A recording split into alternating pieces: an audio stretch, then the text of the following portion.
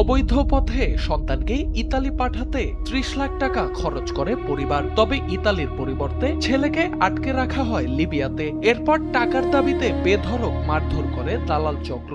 এখন আপনি বলেন, এই যে সন্তান, আপনি মা হিসাবে এই আওয়াজ আপনি সহ্য করতে পারেন?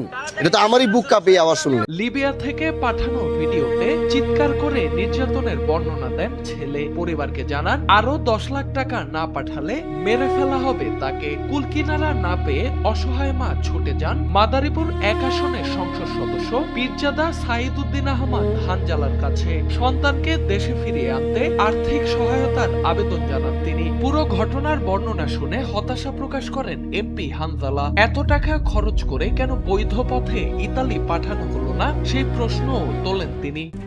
RICL TMX, যুগের পর যুগ স্থাপনা থাকে মজবুত।